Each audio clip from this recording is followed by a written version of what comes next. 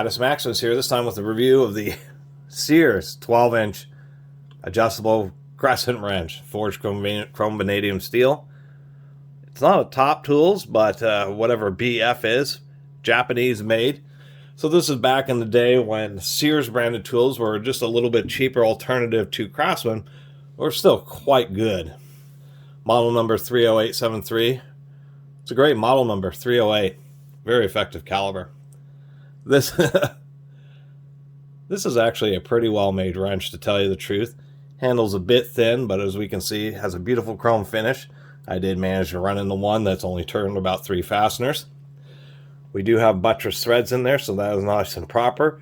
They're not the most aggressive buttress threads, but you can see that they're flat on one side and a deep taper on the other. Makes them just a little bit stronger, although you can see the teeth or V-groove, kind of like an Acme thread, so a little bit cheaper on the screw. Some adjustable wrenches, such as this snap-on blue point, have a real, you can see how aggressive the buttress thread here is, but of course that's a snap-on blue point. This wrench would be more than satisfactory for a lot of people. I do appreciate it. Pretty good symmetry, maybe not totally perfect. Does use a threaded fastener, snaked, so if it does come loose, it doesn't fall out. Pretty good finishing. When it comes to adjustable wrenches, one of the most common issues, and I've even had nice ones, Lakesides and other brands, where it just got ground too much on one side and not the other, and so the centering's really off. One side is really thin, one side is really thick. Not the case with this Japanese made Sears. Definitely pretty well machined, pretty symmetrical. Of course, parallelism with the grinding of the bottom of the jaw, the broaching, parallelism here of the running surface. Real tight jaw. I mean, that is very little play on an adjustable wrench. We run it all the way out and see if there's any taper. No, just about the same amount of play. So really, it's a beautifully made adjustable Crescent wrench. The other thing that I was noticing is, versus some other designs, it has, as you're probably noticing, it actually has, the jaws kind of come to a bit of a sharper point. Many manufacturers, such as this 12-inch Proto here, they blunt the jaws just a little bit, just so they get a little bit less potential for them to be dinged. And so that's what I was noticing, is that they made the jaws pretty sharp.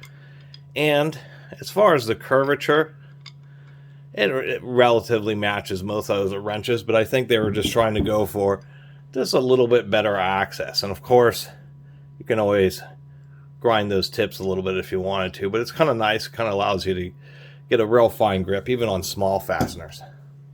Anyway, not a lot else to say about this Japanese-made Sears number 30873 adjustable 12-inch adjustable Crescent wrench, besides, surprisingly enough, at least in this era, I suspect it's probably from the 70s or so, somewhere around there.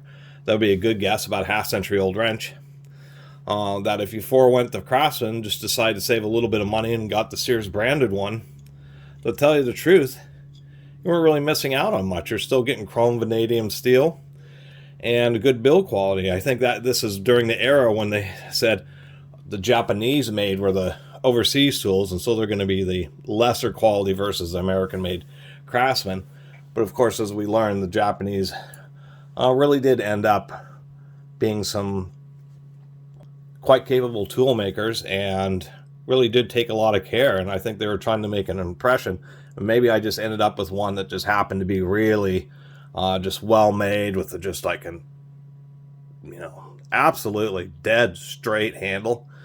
Not a lot else to say, but just wanted to share that with you, as not all Sears branded tools are garbage compared to their Craftsman counterparts. Anyway, really appreciate everybody who's been watching and subscribing. If you haven't subscribed, please do. Till next time, Catus Maximus out.